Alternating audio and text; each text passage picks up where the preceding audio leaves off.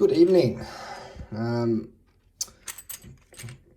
Making a bit of a user guide on Master Lock 410 LOTOs. I've seen a lot on the subreddit for lockpicking as well as on Discord about people having some trouble with these. So I thought I'd make a bit of a user guide and explain what's in them, how to approach them, and some of their quirks. And they do have a couple of quirks. So yeah, let's get into it. All right, so I cracked one of these open earlier. This is what is inside. We've all got just standard pins, and then we've got spools in 1, 2, 3, 4, and 6, and then we've got a little serrated, lightly serrated pin in 5. And when I say lightly serrated, I really mean it is very lightly serrated. All right, so what does that mean? Well, it means that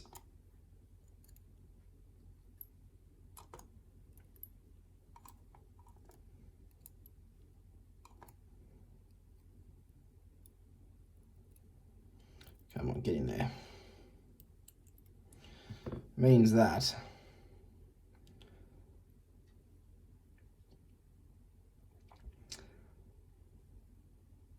pin 5 is really not that wobbly. Pin 6 is very wobbly because I'm in the middle of that spool. So the general approach to these is start with pin 5. That will most likely be a binding pin.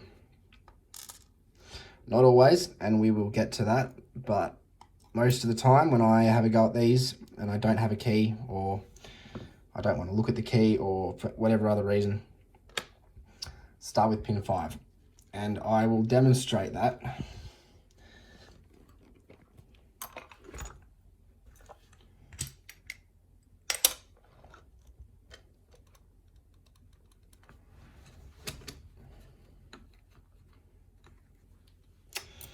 All right. I'm going to go straight to the back. Okay, there's 6, there's 5. False set. Reset that.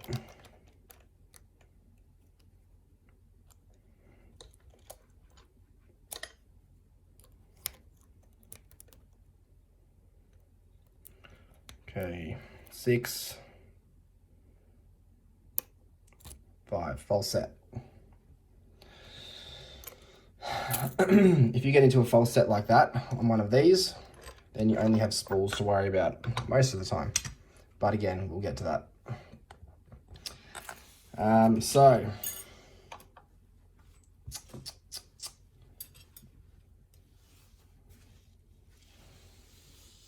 going back to the internals of one of these, you won't, well, very rarely you'll get a false set as this one. That was just straight into a very nice false set. And that's because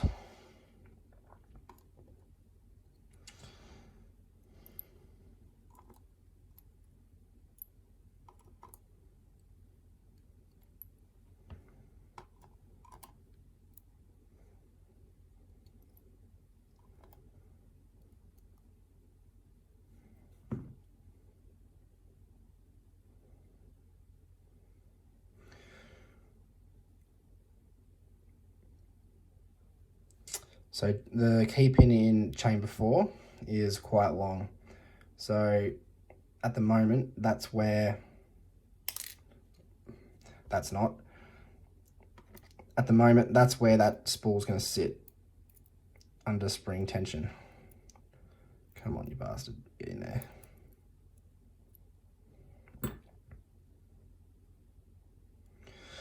So once I set pin 5, if I have either the top lip or the bottom lip of the spool really close to, or even on the shear line, or over the shear line, right about there, I'm not going to get a nice false set.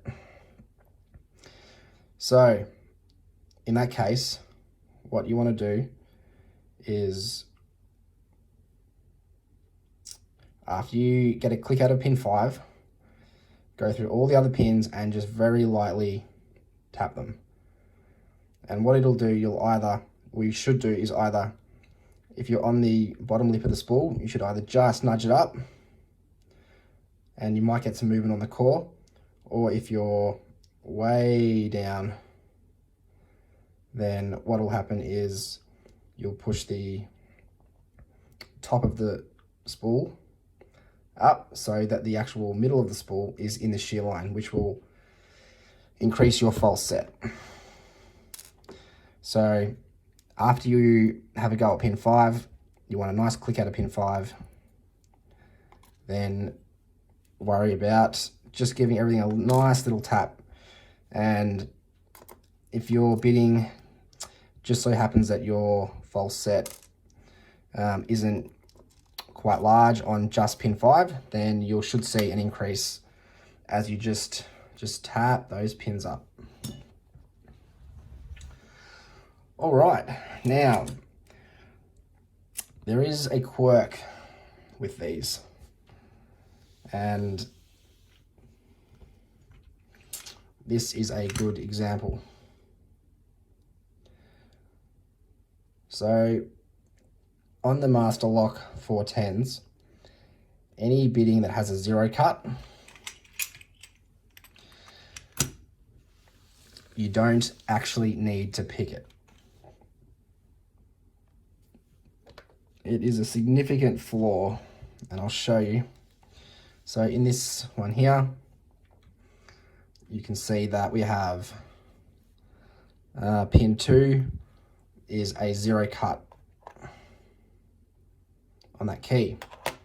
So what does that correspond to in the core? I'll show you. In goes our key pin, and in goes our driver pin. We're actually at the shear line.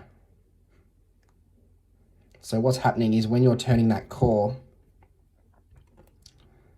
the spring is actually rotating with the core, against the core, sorry. You don't need to actually pick these,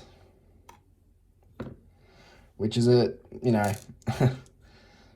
I'm sure if they could do it again, they'd probably do it differently, but then again, it's Master Lock, so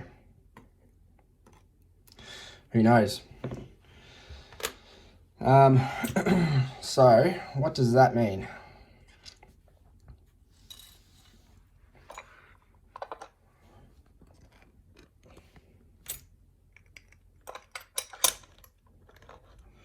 So this particular one has this bidding here.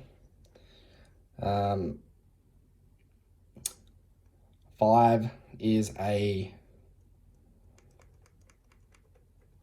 0 cut.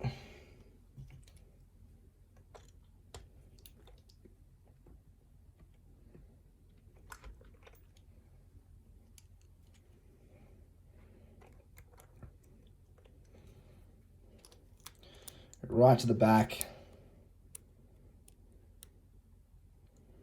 Okay, 6 is loose. 1, 2, 3. All right, so I had the picking that much. So I'm in a false set right now without touching pin 5. So,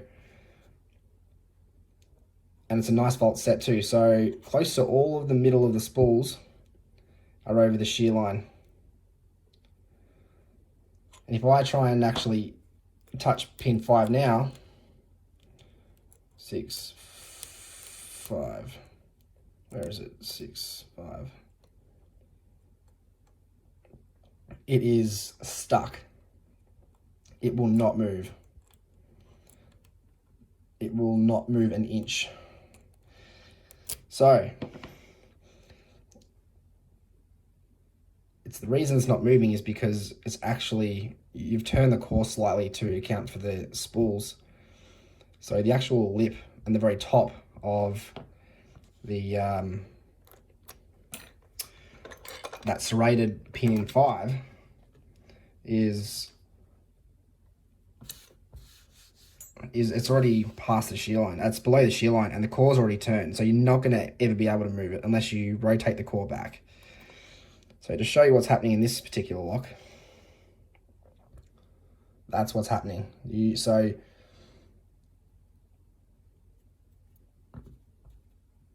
if that's my spring, when I'm touching those others and moving them into the middle of the spool, it does that.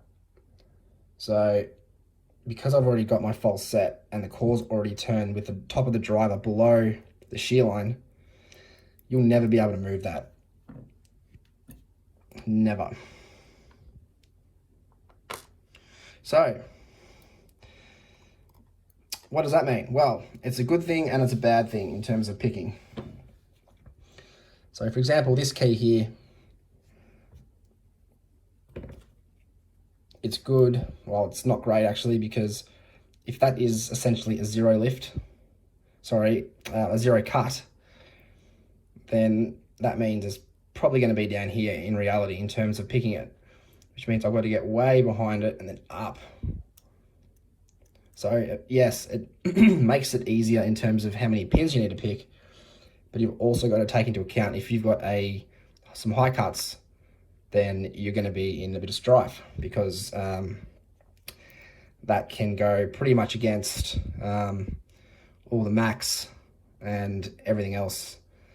So just keep that in mind. Yeah, so that's a bit of a guide on how these work, what's in them, and yeah, that little quirk with the zero cut. So one more look at those. They're really not that difficult once you get past your first couple. But yeah, just keep practicing.